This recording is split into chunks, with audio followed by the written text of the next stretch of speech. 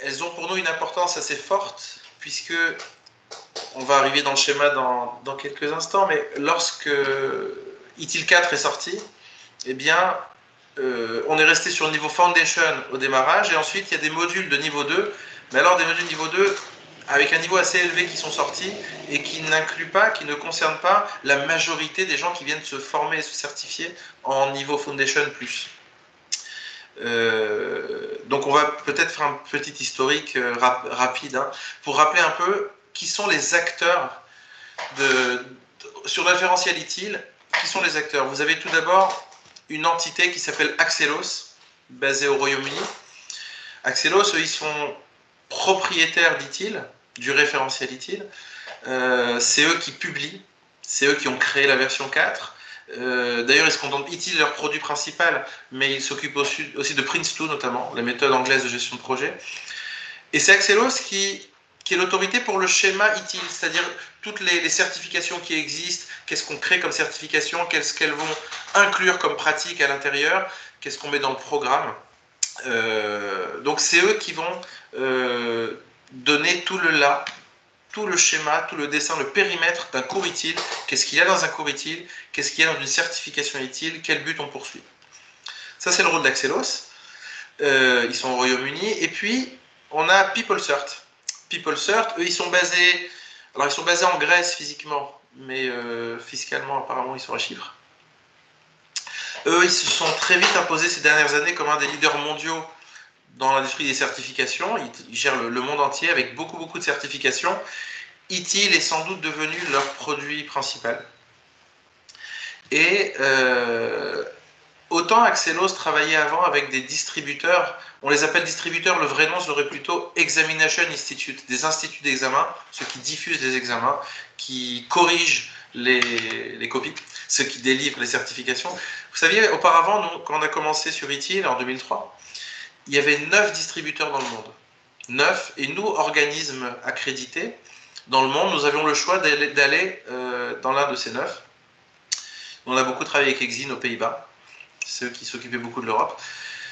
Eh bien, figurez-vous que depuis le 1er janvier 2018, Axelos a décidé de confier les rênes à un seul Examination Institute, un seul distributeur. C'est PeopleCert qui a été choisi.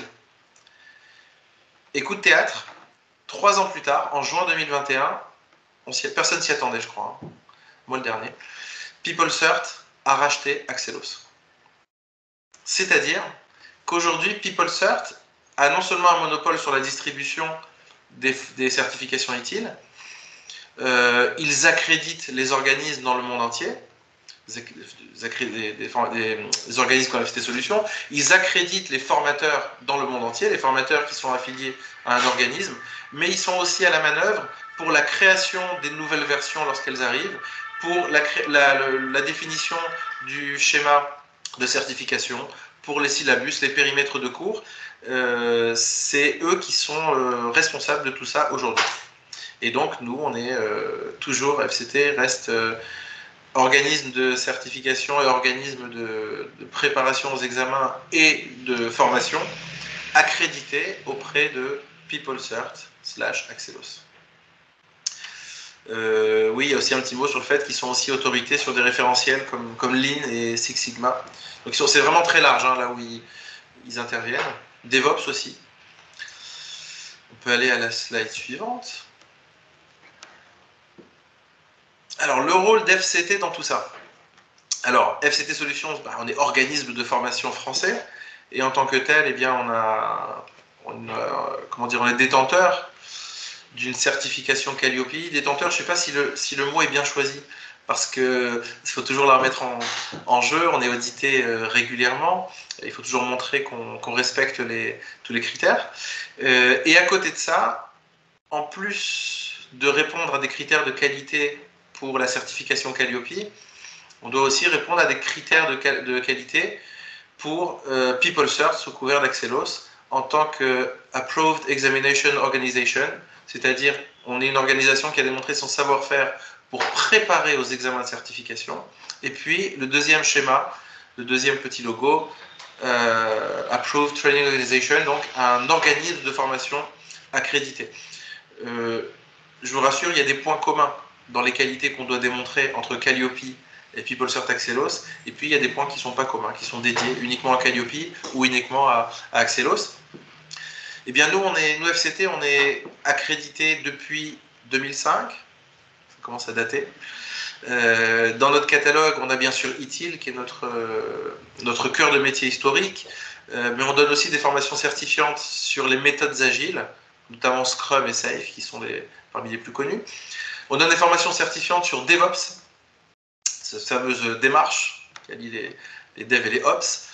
Donc là, sur DevOps, on donne tous les modules certifiants qui existent au catalogue, qui peuvent exister dans le monde. De même que pour ITIL, d'ailleurs. Hein. ITIL, on se fait un point d'honneur, c'est un peu presque notre rôle, presque notre mission qu'on a bien voulu endosser, c'est d'être organisme de formation de certification ITIL aux avant-postes. Dès qu'il y a quelque chose de nouveau qui sort, on l'a au catalogue. Et on se fait un devoir d'être les premiers à les travailler, à les préparer, à les commercialiser, puis à les déployer. On donne des formations sur la cybersécurité. On s'est beaucoup appuyé sur les normes ISO 27001, ISO 27005. On est en train d'ajouter la norme ISO 22301. On donne des formations sur Prince2, la gestion de projet, formation certifiante. On a des modules sur le Big Data. Et puis, on a une offre sur l'environnement durable, toujours avec les normes ISO 14001, ça c'est l'environnement lui-même pur, ISO 26000, la RSE, et puis ISO 50001, ça c'est la bonne gestion de management des dépenses d'énergie. FCT Solutions, c'est le premier centre ITIL en France depuis 2008. Alors, ça veut dire quoi, premier centre? C'est que lorsque nous, organismes au sens large en France, nous commandons des examens de certification, et on les commande tous, en tout cas aujourd'hui, auprès du même fournisseur, si je puis dire, auprès du même institut d'examen, en l'occurrence, PeopleCert. Et PeopleCert, eux, ils ont les compteurs, et puis ils nous disent quel est le classement, en tout cas où on en est chaque année, quel est le nombre d'examens de certification qui ont été commandés par notre organisme, et ils nous donnent notre classement, et chaque année, ils nous disent ben, vous êtes devant pour les organismes en France. Et pour ce qui est de l'Europe, les Anglais, les Hollandais sont très très consommateurs. On est modestement plus à la 3e place, ce qui est déjà très bien. On a cet agrément, cette certification liée à la réglementation française des organismes de formation. Il y a une réglementation qui est à respecter, qui est très spécifique et qui est notamment représentée par la certification qualité Calliope. Pas que, parce qu'il y a aussi de la réglementation hors Calliope qui est purement légale, mais qu'on doit respecter aussi. Et puis, en ce qui concerne ITIL, tous nos formateurs sont à la fois formateurs et parfois même superviseurs. Ils sont formés en continu par nos équipes. On a des systèmes de train the trainer, formation de formateurs.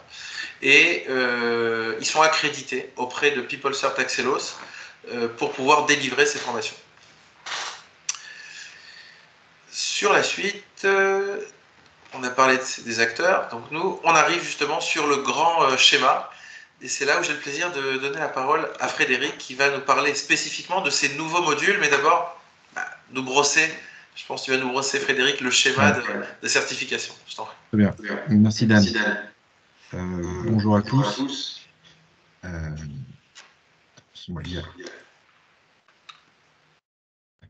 Donc, je vous ai représenté ici le schéma de certification ITIL 4. En fait, ITIL, moi j'ai commencé en 2002 avec la version 2. Il a pas mal évolué. Et là, en fait, ce qu'on assiste là ce mois-ci avec la sortie des examens du Practice Manager, c'est une nouvelle évolution dans le cursus de certification. Mais de ce cas, je vais vous présenter deux choses. Je vais vous présenter le cursus de certification et les certifications qu'il y a derrière, mais aussi le contenu de ces certifications, c'est-à-dire pourquoi il y a des nouvelles certifications, à quoi elles servent, à qui elles servent, et vraiment dans votre quotidien en tant que manager ou opérationnel, ça va vous servir à quoi? Donc, on commence par les certifs. Donc, ITIL Foundation, c'est vraiment l'assertif qui est la plus répandue, celle qu'on donne le plus, celle qui est le plus demandée aussi par les personnes, sachant que les certifs qui vont au-delà de Foundation vont être plutôt pour les personnes qui implémentent ou qui managent, souvent. La suite de ce qui a après ITIL Foundation, quand on était en ITIL 3, c'était qu'on faisait tout un cursus pour devenir ITIL expert. C'était vraiment le challenge de beaucoup de personnes. Et ITIL Expert en ITIL 4, donc ITIL V3 Expert en ITIL 4, c'est ITIL Managing Professional. D'ailleurs, quand la certif est sortie, ils ont fait ce qui s'appelle un bridge. Régulièrement, il y a des bridges où vous avez un cursus très, très condensé pour les gens qui connaissent très, très bien ITIL, où en quelques jours, vous passez toutes les certifs d'un coup. Alors, c'est hyper intense. Il vaut mieux être très en forme et avoir beaucoup de café à côté.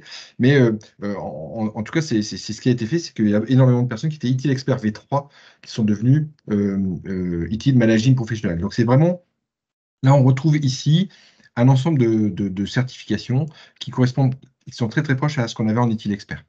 Ensuite, ce qu'a fait Axelos, c'est qu'ils ont sorti un moyen d'aller un peu plus loin en termes de stratégie, de vision globale, de vision d'ensemble et de projection sur quelle est la vision de mon organisation sur un long terme. Et c'est là où on est sur Digital en IT Stratégie, qui vous permet de devenir strategic leader. Donc vraiment, c'est une vision par rapport à Managing Professional. C'est une vision, on va plus loin, on a une vision long terme. Et ce qui vient de sortir maintenant, et c'est le sujet d'aujourd'hui, d'accord? Parce que je vais vous montrer une timeline tout à l'heure, c'est vraiment tout récent. Mais dans le quotidien, comment est-ce qu'on aide les personnes qui font de la gestion de production, qui sont dans les DSI, à s'organiser pour être sûr que toutes les pratiques, les process, les flux de valeur qu'ils ont en interne, opérationnels, en build ou en run, fonctionnent bien. Et c'est là où on a le Practice Manager, qui est la nouvelle certification qu'on vous décrit aujourd'hui, qui justement est très opérationnelle. Donc vraiment, on a vraiment la partie axe central, ITIL Managing Professional, où vous avez toutes les connaissances sur l'ensemble du parcours ITIL, où vous voyez, il y a 5 livres cœur, donc vous voyez les 5 livres cœur. Le strategic leader pour avoir une vision vraiment à long terme, et le practice manager pour vraiment implanter en fait ITIL. Donc, je vais vous montrer maintenant comment se passe cette certification. Donc, il vous faut déjà avoir ITIL Foundation, c'est la base. Ensuite, il y a un des modules du MP qu'il faut avoir qui s'appelle CDS. C'est dans ce module-là où on voit vraiment toutes les, j'allais dire, c'est la boîte à outils en fait. On voit toutes les techniques, les façons de faire, les façons de manager, les façons de déployer, qu'on va réutiliser après dans toutes les pratiques qu'on va apprendre. Et ensuite, pour être practice manager, il vous passiez 5 pratiques.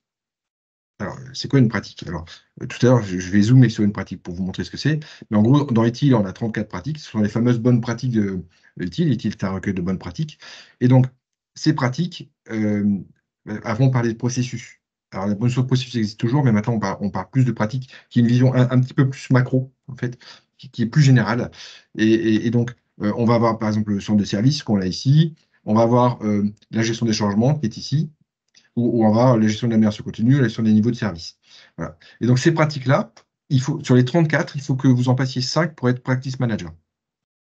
Alors, vous choisissez les 5 que vous voulez. Alors, le souci, c'est que sur les 34, PeopleCert n'a pas encore rendu accessible les 34 pratiques sous forme de certification. Ils en ont fait 15 pour l'instant. Et les 15 qu'ils ont fait, c'est que ces pratiques sont décrites dans des livres qui s'appellent les Practice Managers, qui font une trentaine de pages. Je crois que le plus petit doit faire 25 ou 26 pages et le plus gros doit faire 38 pages. Donc, on va dire une trentaine de pages chaque practice manager, chaque practice guide, en fait.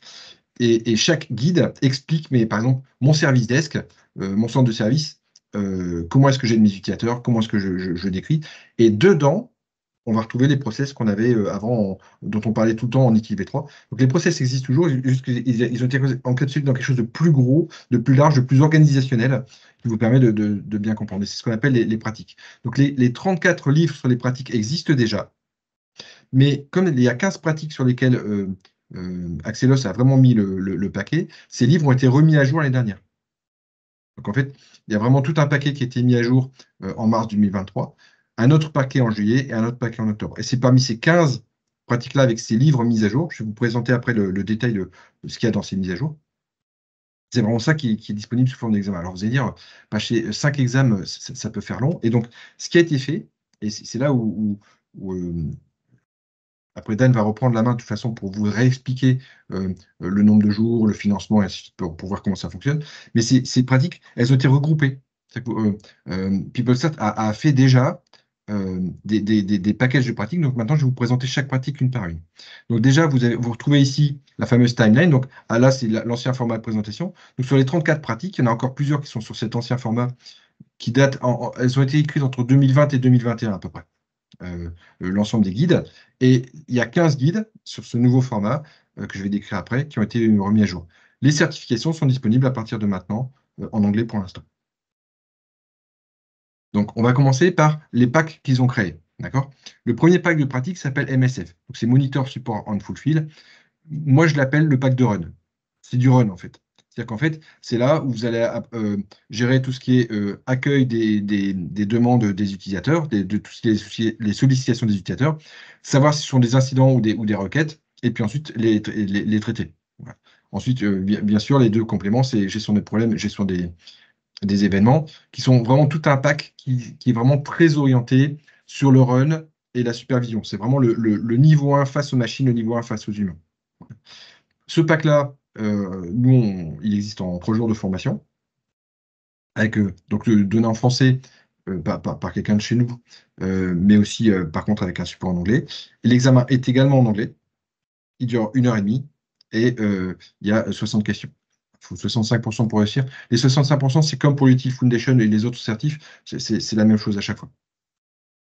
Donc ça, c'est vraiment le premier pack. D'ailleurs, c'est celui qui nous a été le plus demandé jusqu'à maintenant pour cette année. Le pack suivant, moi, je vais plutôt dire que c'est un pack plutôt orienté build, dans le sens où on est vraiment sur les dernières étapes du build, juste avant le passage au run. Donc en fait, la gestion des changements, la gestion des mises en prod, et tout ce qui va vous aider pour ça, c'est les déploiements, et puis bien sûr, tout ce qui est ACT configuration. Vous noterez au passage, ceux qui connaissent très bien ETIL 3, ACT configuration était un seul processus en ETIL 3. Là, c'est séparé en deux, parce qu'en fait, on finissait dans la formation par toujours dire, bon, ok, c'est un seul processus, mais en fait, il y a deux choses dedans. Donc là, en fait, il y avait vraiment beaucoup de pragmatismes qui ont été mis en place en ITIL 4, qu'on retrouve aussi systématiquement en Practice Manager, parce que c'est vraiment, qu'on soit bien d'accord, à la fin des 3 jours, la personne qui a suivi ce cours-là, au-delà d'avoir l'assertif, hein, mais dans son quotidien, l'objectif, c'est qu'il soit capable de dire, OK, moi, je vais maintenant revoir mon organisation de gestion des changements pour identifier tous les axes d'amélioration de ma gestion de changement. C'est ça, en fait, qui est important. C'est que là, on vous aide à implémenter ITIL. Ça n'avait jamais été fait, ni en version 2, ni en version 3. Et là, c'est vraiment des formations pour implémenter ITIL ou améliorer l'existant. Voilà. Et je continue. Le dernier, pack de 3. Alors, je dis le dernier aujourd'hui. D'accord? Il y a 34 pratiques. Les autres vont certainement sortir. Alors, ils ne donnent pas de date. Juste à chaque fois, ils disent on en a fait 15 pour l'instant. Sous-entendu, peut-être qu'il y en aura d'autres après. À suivre. En tout cas, j'espère parce que les guides nouvelles versions sont vraiment bien faits. Je vous le décris juste après, c'est vraiment bien fait. Et donc, la dernière, donc, c'est vraiment tout ce qui est plus général, ce que moi j'appelle les pratiques générales, c'est-à-dire l'amélioration continue, gestion des niveaux de service, tout ce qui est gestion des relations vis-à-vis des sponsors, vis-à-vis des fournisseurs, et bien sûr tout ce qui est sécurité et gestion des fournisseurs. Tout cet ensemble-là, là, on est vraiment sur quelqu'un qui serait par exemple SDM, Service Delivery Manager. Quelqu'un qui serait DSI ou DSI adjoint. C'est vraiment comment j'organise les relations entre moi, DSI, et toutes mes parties prenantes qui sont autour de moi. Et comment, le SLM, c'est quand même un des points les plus importants, et comment je fais en sorte de soutenir mes engagements vis-à-vis de tous ces gens, donc en fait mes clients, auprès de qui j'ai éventuellement des SLA si j'ai écrit mes SLA. Et si je n'ai pas écrit mes SLA, ben là-dedans, vous allez avoir tout un tas de pratiques qui vous expliquent, tout un tas de recommandations, de conseils qui vous expliquent, mais comment écrire un SLA et quel SLA écrire et comment trouver les plus importants. Voilà. Toujours à chaque fois, 3 jours de formation, c'est le même format hein, pour les 3 cas. 3 jours de formation, 1h30 d'examen, 60 questions. Donc, je vais faire un premier résumé pour revoir l'ensemble de ce qu'on vient de voir. Et puis, si vous avez déjà des premières questions, n'hésitez pas sur le chat à mettre vos questions pour qu'on puisse les prendre. Donc, en gros, ici, admettons que vous veniez de terminer ETIL Foundation et que vous vouliez être ETIL Master, voilà, qui est ici là-haut. Pour être ETIL Master, il vous faut 3 certifications. Il vous faut le Practice Manager, le Managing Professional, le Strategic Leader. Ça, c'est le tout premier schéma que j'ai vu. Il vous faut les 3. Imaginons que maintenant, ce qui vous intéresse, c'est de dire, non, mais moi, je vends des prestations de helpdesk, par exemple, en société de service, et ce que je veux, c'est que mes prestations de helpdesk soient nickel. Très bien. Bah, dans ce cas-là, vous allez regarder les quatre parties. Vous allez vouloir obtenir le practice manager, mais vous allez choisir un des trois examens, parce qu'il vous en faut qu'un des trois, vu qu'il vous faut 5 pratiques pour être practice manager. Vous allez prendre celui qui vous correspond. Le service desk, vous allez prendre celui-ci, le MSF. Ça va être vraiment celui qui va vous aider à dire non, mais là, tout ce qui est service desk, c'est vraiment ce que je vais aider. Admettons que par contre, vous soyez une entreprise qui fait de la prestation où vous avez beaucoup d'hébergement. Vous vendez de l'hébergement pour vos clients. Là, vous dites non, mais attends, le plus important pour nous, c'est vraiment la partie ici de la gestion des mises en prod, la fiabilité de ma prod, vérifier que mes assets soient bien gérés, que mes configurations, je les maîtrise à fond. Ben voilà, vous serez sur le PIC. Donc, vous allez pouvoir choisir le cursus qui correspond à votre besoin métier. Parce que là, on est vraiment sur la partie axe opérationnel. Là, on est là vraiment l'axe général utile pour implémenter utile sur toute l'organisation. Et le strategic leader, c'est vraiment utile avec une vision très long terme. Et donc là, vraiment, on est sur des choses très, très concrètes. Je ne vois pas de questions pour l'instant sur le chat, donc je me permets, je continue à dérouler. Et donc, ce que je vous propose maintenant, c'est que je vais vous montrer ce que c'est qu'un practice guide, ce qu'il y a dedans, parce qu'en fait, c'est quoi le cours que vous avez là? En fait, vous avez 5 fois ce que je vais présenter là pour chacun des éléments. Donc ça, c'est un des exemples de practice guide. Tout ça, c'est un contenu. Chaque practice guide a toujours le même format. Il y a toujours la même chose. Vous voyez ici, on a practice guide incident, problème, service desk. On a pris 3 exemples, mais ils ont tous les 3 ce même format. Ce qui est en noir, c'est ce qu'il y avait sur les practice guide version 2020. Et ce qui est en rouge, c'est ce qui a été rajouté l'année dernière. Donc, je vais bien sûr vous expliquer l'ensemble, mais ce qui est en rouge est vraiment intéressant. Et cette partie ici, évaluation de maturité, c'est excellent. C'est vraiment très, très, très utile pour votre organisation ou si vous donnez des prestations pour vos clients. Donc, je les prends un par un. Vous voyez ici, par la gauche, ici, je reprends tous les grands menus, tous les grands thèmes du Practice Guide. Je ne les prends pas tous, hein, bien sûr. Définition, je passe, d'accord? Mais déjà, il y a un truc qui vient d'apparaître qui s'appelle les Practice Success Factors. C'est un peu l'équivalent de ce qu'on appelle beaucoup les CSF, les Critical Success Factors. Et donc, en gros, c'est pour que votre pratique fonctionne bien. Ici, là, j'ai pris l'exemple des incidents. Il y a 3 facteurs clés qui sont capitales, qui doivent absolument fonctionner pour que votre pratique soit OK. Et donc, ces 3 éléments-là, ils sont revus un par un. Donc là, par exemple, vous voyez ici, j'ai pris ici Continue Improvement. Vous allez avoir tout un tas d'éléments. Pourquoi il faut mettre en place cette pratique, ce facteur clé de succès et comment faire. Et donc, vous allez avoir tout un tas d'éléments. Et ensuite, toujours dans le guide, mais aussi dans le cours, forcément, parce que le cours suit le guide, vous allez avoir tout un ensemble d'indicateurs prédéfinis qui vont vous aider à bien gérer. Donc, si par exemple, votre objectif est de dire, moi, je suis sur la gestion des incidents, je dois améliorer la gestion des incidents, eh bien, on va vous dire pourquoi il faut l'améliorer et comment le faire. Et en plus, on va vous donner un ensemble d'indicateurs qui vont vous permettre de suivre le fait que vous ayez vraiment amélioré votre gestion d'incident. Ça, c'est un des éléments. Je continue. Je résumerai s'il y a des questions après. Parce que sinon... ensuite, un autre élément important, c'est qu'on voit les processus. Donc, il y a toujours plus qu'un processus dans chaque pratique. Souvent, il y en a entre 2 et 4. Parfois, je crois qu'il y en a un ou il y en a 5, mais souvent, c'est entre 2 et 4 processus. Et à chaque fois, pour les processus, je vous donne toutes les activités qu'il y a derrière, l'intérieur, les entrées, les sorties. C'est-à-dire que si vous écrivez des processus, vous utilisez quelque chose qui s'appelle BPMN, par exemple, pour écrire du process, eh bien, en fait, vous allez avoir tout un ensemble d'éléments prédéfinis, génériques, à réutiliser pour dire maintenant je vais l'adapter à mon organisation. Vous avez déjà, c'est comme un livre de recettes que vous feuilletez, vous dites tiens, c'est cette recette-là que je vais prendre, là, et ça vous donne plein de conseils pour réussir la recette. Ensuite, on repart des flux de valeur. Vous allez avoir plein d'éléments qui expliquent le flux de valeur, c'est-à-dire de la demande de quelqu'un jusqu'à la livraison de l'élément en sortie. Et vous allez avoir tout un tas d'informations sur comment créer tout mon flux de valeur avec toutes les étapes de mon flux de valeur. Et pour chaque activité du flux de valeur, vous aurez les liens entre l'activité et les pratiques qu'il y a derrière. Parce qu'en fait, un flux de valeur va traverser plusieurs pratiques. Mise en prod, suite à une gestion d'incident, vous aurez peut-être au départ le service desk, puis après une gestion d'incident, puis après une gestion des mises en prod, avec une partie déploiement. Donc vous allez avoir le flux de valeur complet, mais toutes les pratiques qui vont être traversées en fait. Et à chaque fois, il vous donne tout un tas d'exemples dans les cours et dans les pratiques comment mettre en place ce flux de valeur, comment l'analyser, et voire même, il vous donne une méthode d'analyse, et vous serez forcément dans les questionnaires interrogés sur la méthode d'analyse, mais on vous l'explique en cours. OK. Ensuite, alors, il y a un point important qui a été ajouté, ils appellent ça le competency model. Ce n'est pas vraiment un RSI, c'est plutôt un niveau de compétence des personnes, de chaque personne qui va être dans votre organisation.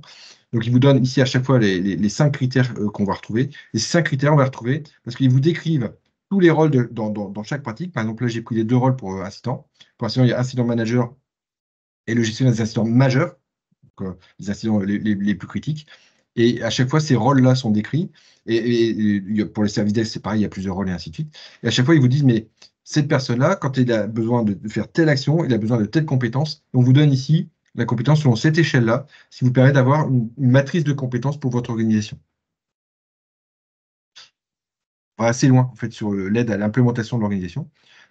Ils n'ont pas oublié l'automatisation, d'ailleurs, c'est un des axes qui a été fortement amélioré, c'est que pour chaque pratique, ils vous disent, voilà les outils que vous pouvez utiliser, voilà comment vous pouvez utiliser, et voilà comment vous pouvez automatiser, et voilà les axes d'automatisation possibles, et voilà ils vont même jusqu'à vous donner les challenges, c'est-à-dire les points critiques qui pourraient faire que votre automatisation ne fonctionne pas, en fait. Voilà. Donc, c'est assez complet, hein. J'ai vu une question sur les practice guides, je vous réponds juste après, hein.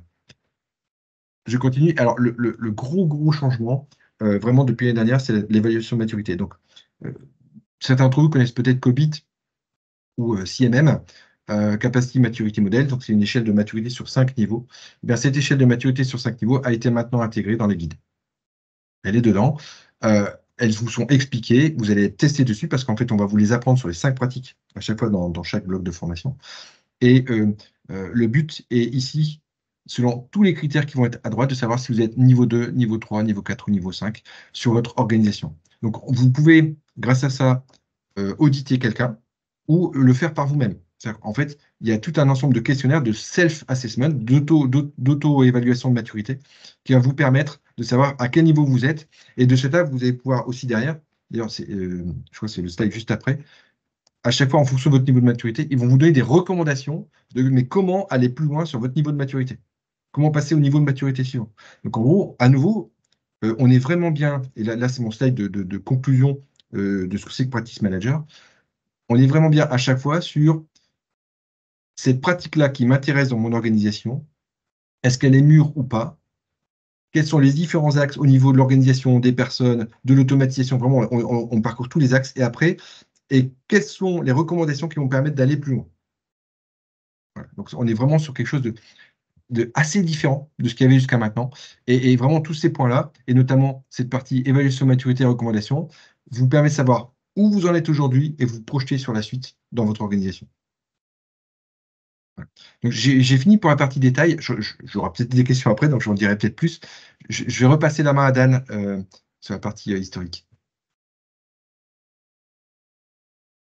Merci Frédéric. Peut-être la question qui a été posée par Frédéric. Oui, alors, bonjour Frédéric. Alors, la question c'est, tu avais téléchargé donc les supports, les practice guides en 2020 sur Axelos après ta certification MP, ou trouver les suivants. Alors, ça a changé il y a 2 jours. C'est-à-dire que tu pouvais les télécharger si tu étais abonné sur quelque chose qui s'appelait MyAxelos. Je ne sais plus combien ça coûte, mais c'est 120 ou 130 euros par an où tu as accès à toutes les pratiques de MyAxelos. Ça vient de changer maintenant, c'est dans PeopleCert Plus, je crois, quelque chose comme ça. Mais c'est l'équivalent de MyAxelos, hein, où tu as accès à toutes les ressources de PeopleCert, dont les practice guides à jour. Donc, et ça va coûter entre 120 et 130 euros à l'année, en fait. Voilà. S'il faut, je vais chercher le prix tout à l'heure, je te le dirai, Frédéric. Je t'en prie, Dan. Super, merci. Donc, moi, je reviens un peu sur l'historique. L'idée, c'est de reprendre l'historique de ce que nous, on a fait jusqu'à présent pour mieux comprendre comment on va être capable de vous accompagner sur la version. Nous, FCT Solutions, lorsqu'on est arrivé sur le marché ITIL à notre création, on était à l'époque de la version 2, la fameuse V2. Et on était encore qu'à Foundation. Et il y a des nouveaux modules de niveau 2 qui sont sortis, IPSR, IPRC, pour ceux qui se rappellent, ceux qui les avaient suivis. Et nous, on a été les premiers organismes en France à pouvoir proposer ces formations-là avec un support de cours rédigé par nos formateurs.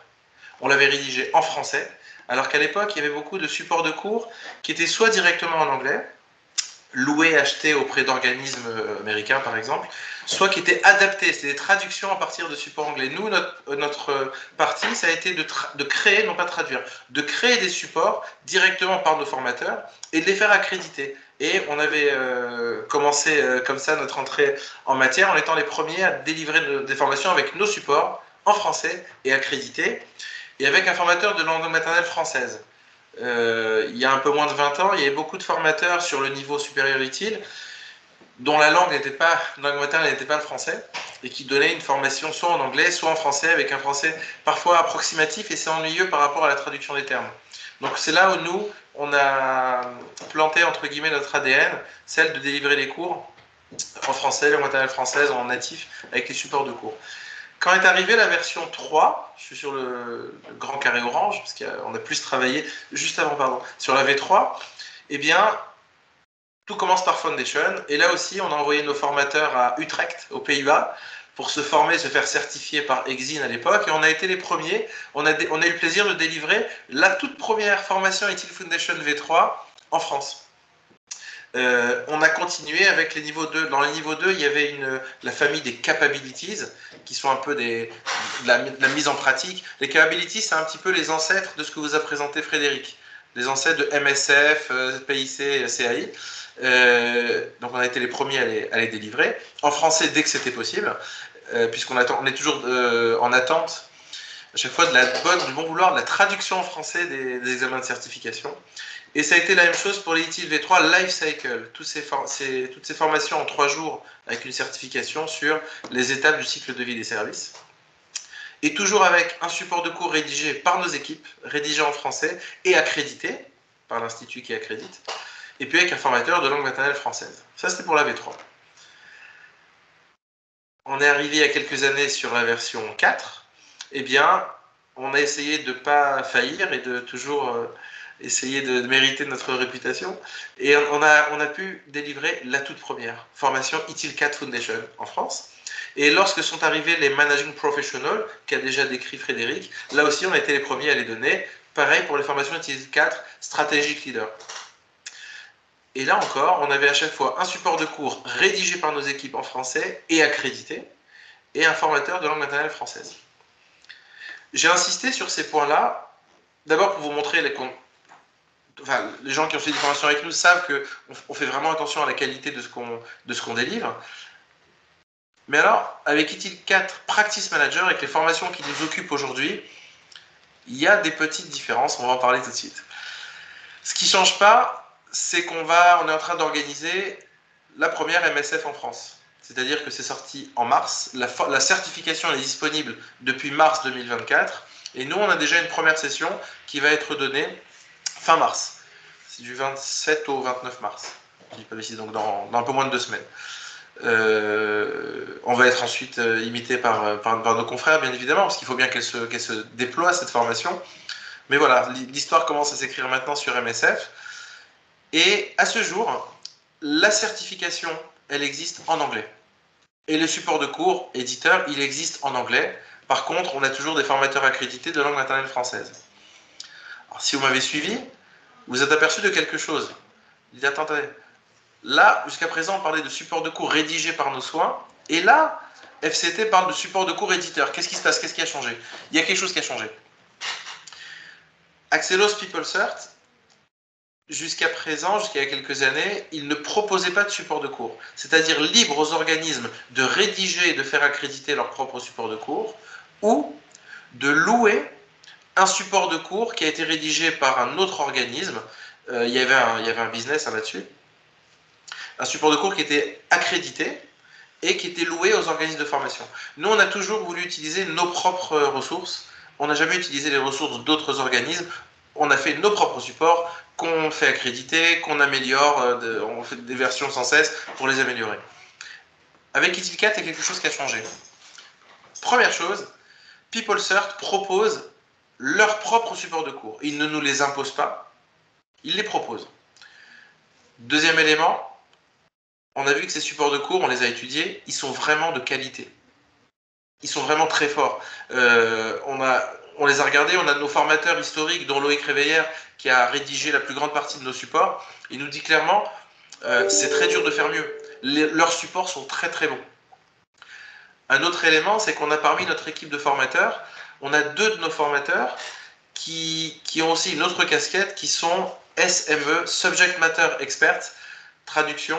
Ils sont experts sur un sujet, c'est-à-dire ITIL, et ils travaillent en freelance pour Axelos, pour relire les traductions en français des ouvrages, des syllabus, des examens blancs, des examens réels. C'est-à-dire qu'ils ont non seulement ils ont une vision sur ces supports pour nous dire, on peut vous dire qu'ils sont bons. Deuxièmement, ils font partie de la grande chaîne qui fait que ces supports sont bons, puisqu'ils relisent la traduction. Et eux, leur point fort, c'est pas tant le fait de traduire, c'est le fait de connaître le domaine pour dire, mais attendez, par rapport aux termes en français, il va y avoir un problème, il faut qu'on revoie avec le glossaire, le syllabus. Donc ça nous amène à changer quelque chose, puisqu'on a des supports de cours qui sont fournis par PeopleCert, qui sont de très bonne qualité, qui sont attestés. Eh bien, plutôt que de développer pour le coup notre propre support de cours et les faire accréditer et les mettre à jour, on a pris le parti, là, parce qu'elle a vraiment de la qualité en face, d'utiliser, pour ITIL4 Practice Manager, d'utiliser les supports de cours PeopleCert Axelos parce qu'ils sont très bons. Pour l'instant, ils existent en anglais, puisque les certifications sont en anglais. On n'a pas encore de date sur la traduction. On a de grandes chances d'avoir la traduction en 2024. Peut-être on peut tenter un pronostic fin d'année, on verra. En tout cas, c'est le rythme auquel nous a habitué PeopleCert. On se base un peu sur le rythme de traduction. Quand ils sortent une nouvelle certification, c'est d'abord en anglais. Ensuite, ils la traduisent dans plusieurs langues en même temps. Et quand ils traduisent, c'est en même temps le support, la certification, l'examen blanc, l'examen réel et le syllabus. Ouais, c'est ce que j'allais dire, Dan. En fait, à mon avis, c'est utile d'avoir le support en français quand on a la certif en français. Exactement. Dès lors que la certification est en anglais, eh bien, c'est ça, on a un support en anglais, le leur en l'occurrence. Le cours est quand même donné en français, mais on travaille sur ce support et Mais même quand on donne le cours en français, le fait que la certif soit en anglais, on utilise énormément les termes anglais pour être sûr que dans notre cerveau, on ne soit pas tout le temps en train de switcher, quoi. Exactement. Ouais, bien sûr. Exactement. Par contre, dès que la traduction sera disponible, on sera parmi tous les organismes à être au courant, hein, comme tous nos confrères, et on le diffusera sans attendre. On diffusera l'info auprès de nos clients, sur nos réseaux, et puis on switchera nos sessions. Pour l'instant, elles sont annoncées données en français avec un support anglais et certification en anglais. On les annoncera, données en français, support français, certification en français. Voilà, pour que vous compreniez un peu où on arrive, pourquoi on en arrive là et comment on en arrive là où on est aujourd'hui sur cette version. On va peut-être parler des dates, je suppose. Ouais, la planification des sessions, puisqu'on a une particularité dans ce webinaire, c'est qu'on regroupe à la fois des gens qui sont intéressés par la formation en tant que user, des gens qui suivent des formations utiles et des certifications, et puis on a des personnes qui envoient des gens en formation, donc c'est pas exactement les mêmes attentes. Et donc là, on va plutôt parler aux attentes des personnes qui envoient leurs salariés en formation, ou alors qui financent ces formations-là. En planification, qu'est-ce que ça donne? Je commence par l'intra-entreprise. L'intra, c'est le plus facile. Enfin, le plus facile, encore faut-il pour la déployer loin. On est capable, dès aujourd'hui, d'organiser, sur le mode intra, à la demande, n'importe laquelle de ces sessions, MSF, PIC, CAI, en intra, partout en France. En fait, quand je dis partout en France, on a l'habitude de travailler beaucoup en France métropolitaine, mais le fait est qu'on est aussi appelé plusieurs fois dans l'année à dépasser ces frontières. On donne ces formations dans les DOM, dans les TOM. On les donne aussi en Afrique francophone, en Belgique, en Suisse, ça nous arrive aussi. Donc, on est capable de la délivrer n'importe où en France. Il faut juste nous laisser un tout petit peu de temps pour l'organiser. Et puis, en distanciel, bien évidemment, c'est le format qui a pris beaucoup d'essor. En distanciel, c'est beaucoup plus facile à organiser, mais dès aujourd'hui, on sait le faire. Sur la partie droite, j'ai les interentreprises. Alors, sur chacun de ces modules, on a positionné plusieurs dates. On a 4 dates pour MSF, une qui arrive bientôt, en mars. Ensuite, ça donne mai, septembre et novembre. PIC, on commence un petit peu plus tard, tout simplement parce qu'on suit le rythme des gens qui vont vouloir se certifier, leur laisser le temps. On sait qu'il y a plus de gens sur MSF, un petit peu moins sur PIC, un petit peu moins sur CAI. Mais globalement, ces 3 modules sont censés concerner beaucoup plus de monde que tous les autres modules des management professionals. Les CDS, DPI, etc. Vraiment, ça va concerner beaucoup plus de monde. Donc, on a 3 dates pour PIC, 3 dates pour CAI. Quand je dis qu'on a 3 dates et 4 dates, Ça ne veut pas dire qu'on va nécessairement s'arrêter là. Si on voit qu'il y a plus de demandes, si on voit que la demande est tendue, on est capable, comme tous nos confrères, hein, très vite, dès qu'on voit qu'il y a de la demande, de mettre en place des sessions inter-additionnelles. On s'est simplement fondé sur notre petite expérience. À chaque fois que sont sortis des modules de niveau 2, que ce soit en V2, en V3 ou même les premiers de la V4, la demande dans les premiers mois, eh bien, elle ressemble à peu près à ça. Nous, on s'est fondé là-dessus sur notre expérience. Si on se trompe et qu'il y a plus de demandes, ma foi, tant mieux, on sera capable de corriger le tir. En tout cas, on a préféré partir sur du réel, quoi, sur ce qu'on pense être réel. Je vais me permettre, Dan. Moi qui viens du monde de la prod, au départ, moi, je suis plutôt un admin système, un ingénieur système. Le PIC, il est excellent. Je vais faire un plaisir de donner ce cours-là à plein de gens. Spécialement. Extra. Sur la slide suivante, intra, inter, bon. On va parler des financements. Alors les financements, en réalité, on a mis deux cadres. J'ai pas grand-chose à vous dire sur les financements. Je vais vous dire pourquoi. Qu'est-ce qui existe aujourd'hui? Une entreprise qui veut envoyer ses salariés en formation, ben soit elle le finance elle-même, soit elle va utiliser ses budgets formation classiques. Par contre, les budgets de formation qui sont peut-être un peu moins classiques, c'est ceux qui sont à droite, ils ne sont pas encore disponibles à ce jour, c'est le CPF. Alors, le CPF, c'est une longue histoire, mais je résumerai en disant qu'aujourd'hui, la formation et la certification ITIL, même Foundation, n'existe pas au CPF. Elle a existé. On a modestement, on est beaucoup intervenu, on a beaucoup œuvré pour que ça puisse se passer. Ça a duré 3 ans et au bout de 3 ans, le dossier est à recommencer. Et là, on ne sait pas pourquoi ça patine. On ne sait pas pourquoi parce qu'on n'a pas la main. Le CPF, ça doit être déposé par le propriétaire de la certification, en l'occurrence PeopleCert Axelos, on n'a aucun droit d'ingérence. C'est à eux de faire ça avec les instances de France Compétences. Et pour l'instant, même ITIL4 Foundation n'est pas disponible. Enfin, j'ai été voir, il y en a qui le proposent, mais c'est hyper frauduleux, quoi. C'est autre chose, quoi. En fait, c'est autre chose. Ils ont pris quelque chose qui est autorisé, ils ont mis ITIL 4 par-dessus. Enfin, c'est ni fait ni à faire. En tout cas, pour le CPF, ça n'existe pas aujourd'hui. Foundation n'existe pas. Donc, le jour où Foundation existera, il faudra attendre encore. Il y aura un autre délai pour que MSF, PIC et CAI existent. Donc, je ne suis pas optimiste sur CPF et ces 3 modules Practice Manager. En ce qui concerne les actions collectives, aujourd'hui les actions collectives, non, ces modules n'y sont pas forcément, ils sont très récents. Est-ce qu'ils y seront un jour? Je ne sais pas, je ne sais pas me prononcer à la place d'Atlas, c'est tout un processus, il y a beaucoup d'acteurs.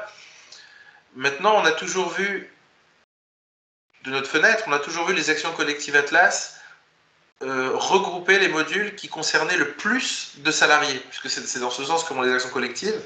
Donc, on pourrait imaginer, après ça sera la décision des instances qui travaillent dessus, peut-être que il y a peut-être plus de chances que MSF, PIC, CAI y soient. Alors ça se fait pas en un jour, hein, il y a des délais, il y a des limites, mais autant CPF ça paraît assez bloqué, autant Action Collective Atlas, on a peut-être des raisons d'observer, d'attendre. Voilà pour les financements. On a fini. On a fini, on va pouvoir prêter les questions. Alors, si j'ai bien compris, les prérequis type Practice Manager ont été les certifiés Foundation et CS. Oui, tout à fait. Donc c'est Jennifer. Oui, Jennifer. Donc en fait, il y a bien. Si par exemple, toi, tu as déjà Foundation, si tu es MP par exemple, ou si tu as forcément Foundation CDS, il te reste donc 5 pratiques à avoir. Et donc là, tu les as regroupées déjà par paquet en fait. Et donc, tu n'en as qu'un à passer par contre. On est d'accord, il ne faut pas passer les 3. D'accord, merci. Ouais, je remets ça. Donc en fait, tu passes un des 3. Donc en fait, si tu as ITIL 4 et tu as déjà CDS, tu passes un de ces 3-là, et puis de ceux-là, tu es Practice Manager. Parce que le CDS, il est mentionné après. Donc c'est pour ça, mais c'est un prérequis avant de passer. Alors non. Le prérequis pour passer MSF, c'est Foundation.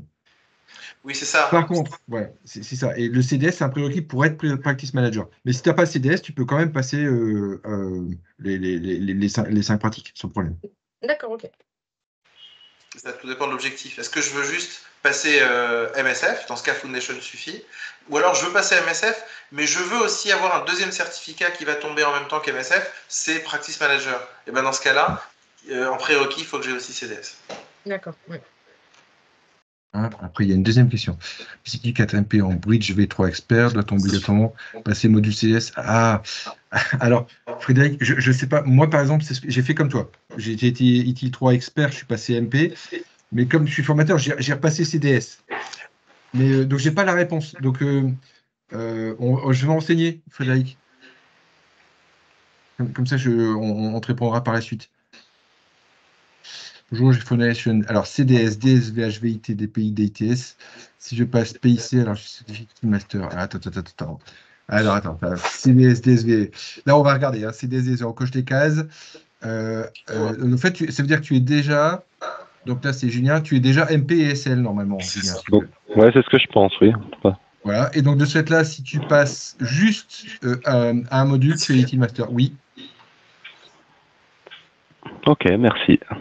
Je me permets, Julien, quand je dis juste un module, enfin, il n'est pas gagné quand même. Hein. On est d'accord. Ah, je compte travailler pour mériter cette certification.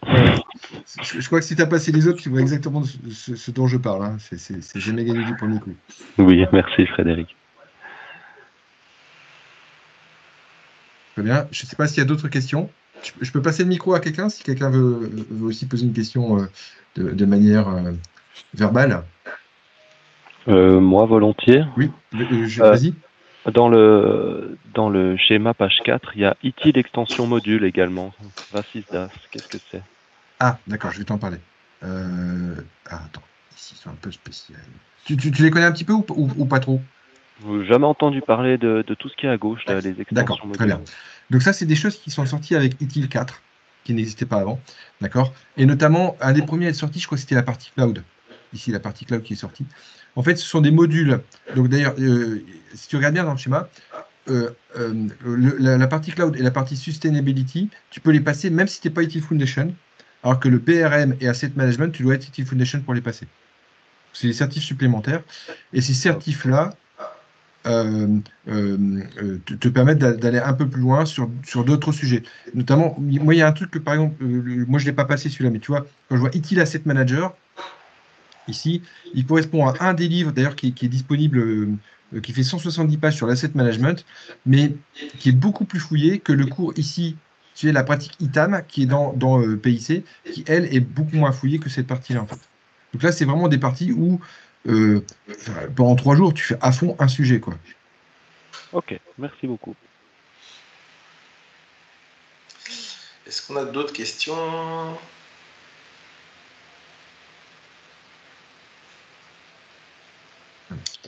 Ah, très bien. Si, attends, il y a une main levée. Chris, alors, attends. J'ai autorisé le micro, Chris.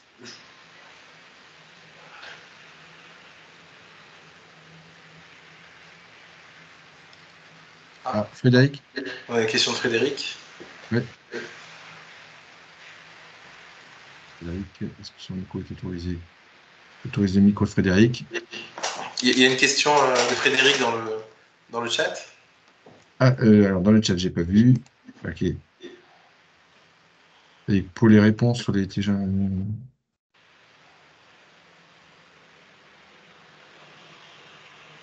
Oui, bien sûr. Mais si tu t'es inscrit, on a peut-être déjà ton email. Oui, on a l'email, on pourra discuter avec plaisir. D'accord, très bien. Et Chris, tu as une question, tu peux la poser. Je t'ai autorisé le micro.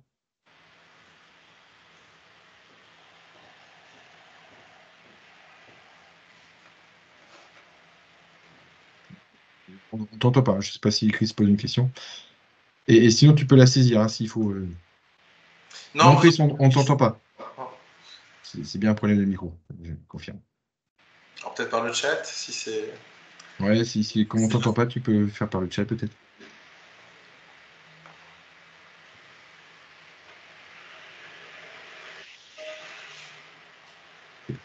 Alors, en attendant, Chris nous pose la question. S'il y a d'autres questions, n'hésitez pas. Et j'ai hésité, pour tout vous dire, à savoir si je vous présentais le détail de chaque pratique.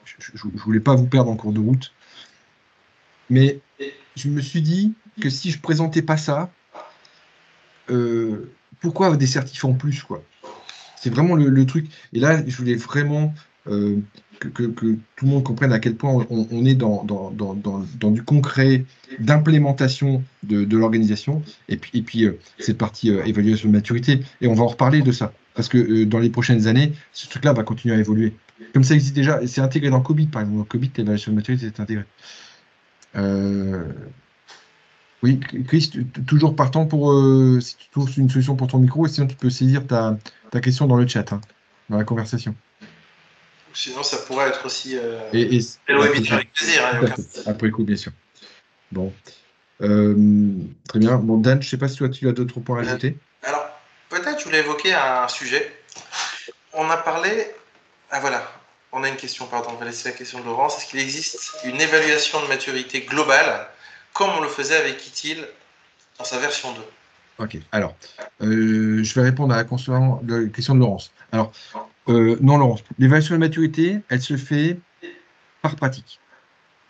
Moi, par exemple, j'étais formateur sur quelque chose qui s'appelait TIPA, qui était une façon de faire de l'évaluation de maturité aussi sur de l'ITIL. C'était par processus. Donc, c'est vraiment, on évalue Par contre, c'est vrai que si tu évalues la maturité de ton centre de service, tu vas certainement faire en même temps la maturité de tes incidents et tes demandes de service. Donc, même si c'est par pratique, la maturité, tu vas certainement faire par groupe de pratiques pour dire, non, mais je vais prendre la pratique plus toutes celles qui sont adjacentes et qui sont très, très proches. Je ne me vois pas faire une évaluation de maturité sur les problèmes sans faire incident avec, par exemple. Voilà. Ensuite, Chris, j'ai passé le bridge vers V4 et je suis... Donc MP transition. Ok. Quelles sont les certifications que je dois passer pour Practice Manager? Donc, si tu es V4, donc en fait, alors, Chris, je vais aller sur le slide qui va me permettre de te répondre à ça. Il était avant. Moi.